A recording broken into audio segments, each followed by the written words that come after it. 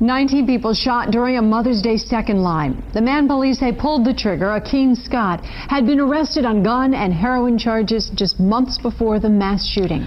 Now the organization that rated Scott as a low risk to the community is in line to get another $500,000 from the city to work with the courts.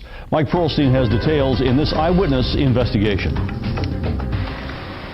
Akeem Scott is a household name in New Orleans for being the accused gunman in the Mother's Day second-line shooting that left 19 people wounded. Scott also is known in courthouse circles for this, his low-risk rating of a 3 out of a possible 24 after his arrest on gun and heroin charges months before the brazen attack. The score came from a pre-trial risk assessment conducted by the Vera Institute, a nonprofit agency that was paid nearly $500,000 by the city last year to help judges determine which arrestees are a good bet for release on low or free bond.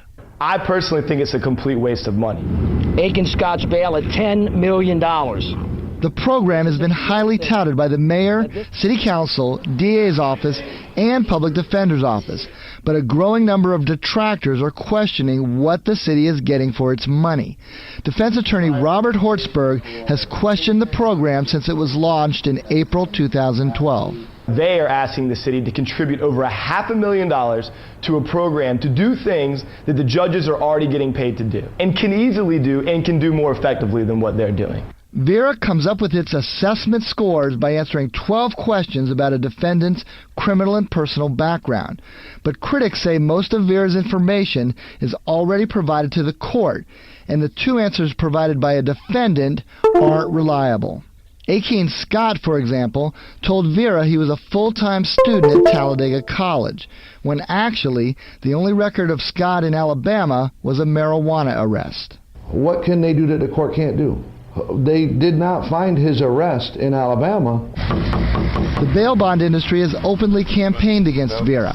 Matt Dennis of Steve's Bail Bonds has criticized the program in a YouTube video campaign. If you tell me Akeem Scott before the Mother's Day shooting is a 3 with the charges he had, I would think about ignoring you. If you tell me he's a 7 after shooting 19 people, I would definitely ignore you. So why does Vera enjoy such strong support from City Hall? The City of New Orleans, the mayor's office, says it led to $2 million in savings. That's a good investment. John Wool and Ginny Lee, directors of Vera New Orleans, cited the multi-million-dollar savings at a recent City Council committee hearing. That's based on a reduced jail population since the Vera program began. But while Vera showed that pretrial detainees at OPP dropped by about 300 during Vera's first year, that population actually dropped only 99 inmates if you extend the time period by another 6 months. It saves the city a lot of money to reduce the jail population. You're absolutely right. It cannot be attributed to one specific person. Perhaps the most serious questions about Vera are raised by its main customers, the criminal and municipal court judges. Desiree Charbonnet is the chief judge of municipal court. The work that the Vera Institute does, I'm not saying it's not good work again, but it's duplicitous.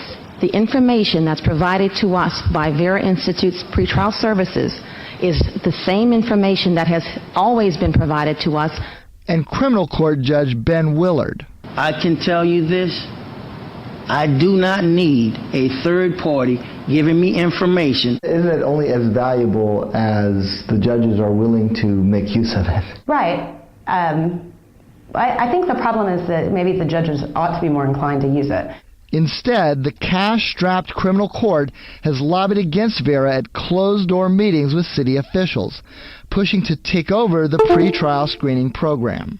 So how can taxpayers judge for themselves whether Vera's assessments are worthwhile? Well, they can't, because these assessments, more than 5,000 of them so far, are not public records. You ask them, how do you verify it? And they'll tell you, well, we just take their word for it. I mean, really? $500,000 a year this program's getting, we're just going to take their word for it. I mean, it's absolutely absurd. But Vera says it welcomes making the documents part of court records, a step that so far the courts have been unwilling to take. Mike Pearlstein, Eyewitness News.